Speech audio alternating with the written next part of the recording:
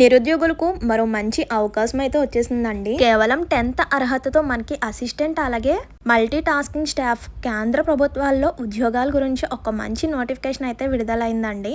So ఇంకా late చేయకుండా notification యొక్క డీటెయిల్స్ అన్నీ కూడా క్లియర్గా చూసేద్దాం. 10th నుంచి డిగ్రీ కంప్లీట్ చేసిన ప్రతి ఒక్కరికి కూడా ఛాన్స్ ఉందన్నమాట. సో నోటిఫికేషన్ యొక్క ఫుల్ డీటెయిల్స్ అయితే చూసేద్దాం. అంతకన్నా ముందు వీడియో చూసే ముందు ఒక్క చిన్న లైక్ చేసి అయితే వీడియో చూడండి. మీరిచ్చే ఒక్క చిన్న లైక్ వల్ల ఇన్ఫర్మేషన్ ఇంకొంతమందికి హెల్ప్ అయ్యే అవకాశం అయితే ఉంటుంది.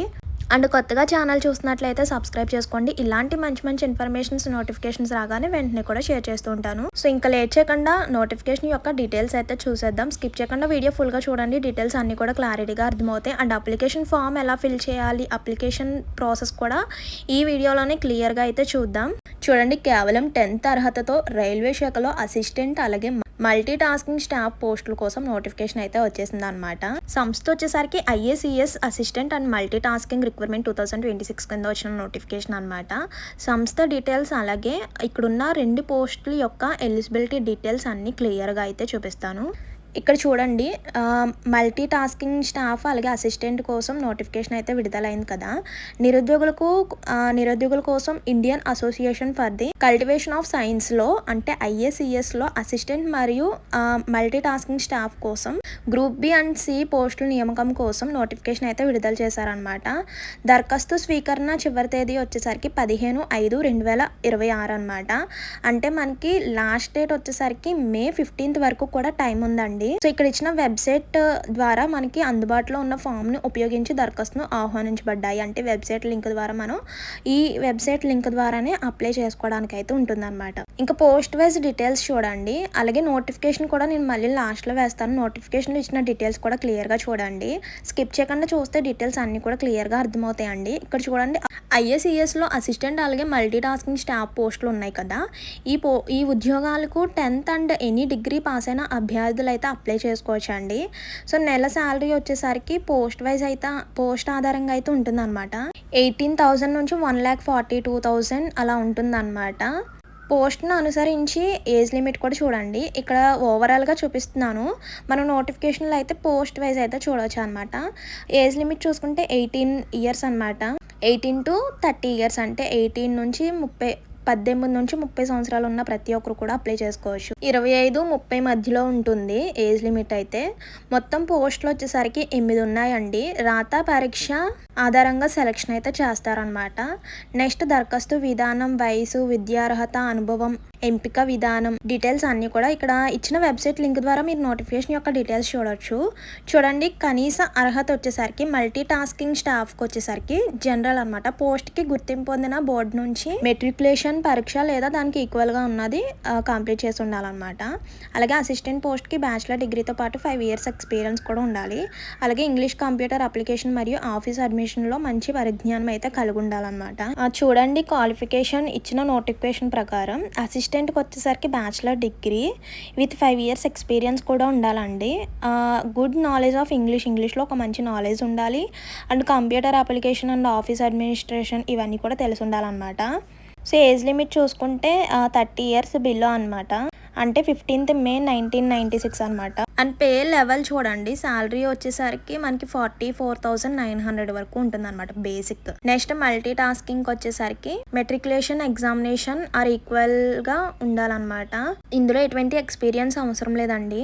18 to 25 years మధ్య గల వారు అప్లై చేసుకోవచ్చు. అండ్ శాలరీ వచ్చేసరికి 18,000 అండి ఇచ్చిన నోటిఫికేషన్ లో డీటెయిల్స్ అయితే. మొత్తం పోస్టులు వచ్చేసరికి 8 ఉన్నాయన్నమాట. ఏజ్ లిమిట్ చూడండి, అంటే నోటిఫికేషన్ లో 30 years ఒక పోస్ట్ కి, అలాగే 18 to 25 years అని ఒక పోస్ట్ కానీ ఇచ్చేసారు కదా. అయితే ఇక్కడ వయో సడలింపు కూడా ఉంది. అంటే SC, ST, PWD క్యాండిడేట్స్కి ప్లస్ 5 years ఎక్స్ట్రా కూడా ఉంటుంది అనమాట. అది నోటిఫికేషన్లో చూపిస్తాను. అంటే ఇక్కడ 30 years అన్నారు కదా, వాళ్ళకి 30 + 5 years అంటే 35 years ఉన్న వాళ్ళు కూడా అప్లై చేసుకోవచ్చు అనమాట, ఆ కేటగిరీస్ వాళ్ళు అయితే. నెక్స్ట్ అప్లికేషన్ ఫీ చూడండి, SC, ST మరియు మహిళా అభ్యర్థులకు 500 రూపీస్ అనమాట. రిమైనింగ్ కేటగిరీస్ వాళ్ళందరికీ కూడా 1000 రూపీస్ అండి అప్లికేషన్ ఫీ వచ్చేసరికి.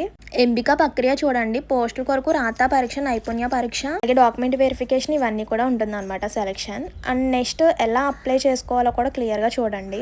దరఖాస్తు విధానం, ఏజ్, విద్యార్హత, ఎక్స్పీరియన్స్, సెలక్షన్ ప్రాసెస్ మొదలైనవంటి సంబంధించిన మరిన్ని వివరాలు మరియు భవిష్యత్ అప్డేట్ల కోసం దయచేసి ఐఏసీఎస్ అధికారిక వెబ్సైట్ లింక్ని చూడొచ్చు అనమాట. అంటే నోటిఫికేషన్ యొక్క డీటెయిల్స్ చూడొచ్చు అండ్ అప్లికేషన్ ప్రాసెస్ కూడా ఉంటుందన్నమాట. సో అది ఇప్పుడు నోటిఫికేషన్లో చూపిస్తాను నేను. సో సంస్థ వచ్చేసరికి India association for the cultivation of science నుంచి అయితే వచ్చిన నోటిఫికేషన్ అనమాట. సో మార్చ్ 20న మనకి నోటిఫికేషన్ అయితే ఓపెన్ చేశారండి. సో చూడండి హౌ టు అప్లై. ఎవరైతే అప్లై చేయాలనుకుంటున్నారో అప్లికేషన్ని ఫిల్అప్ చేసి రీసెంట్గా దిగిన హాఫ్ సైజ్ ఫోటోని అతికించి సిగ్నేచర్ చేసి డీటెయిల్స్ అన్నీ కూడా కరెక్ట్గా ఫిల్అప్ చేసి అలాగే ఎడ్యుకేషనల్ క్వాలిఫికేషన్కి సంబంధించిన, ఏజ్కి సంబంధించిన, క్యాస్ట్కి సంబంధించిన సర్టిఫికేట్స్ కాపీస్ అన్నిటి కూడా అటాచ్ చేసి ఇక్కడ ఇచ్చిన అడ్రస్కి అయితే పంపించాలన్నమాట. అడ్రస్ అయితే రౌండప్ చేస్తున్నాను చూడండి.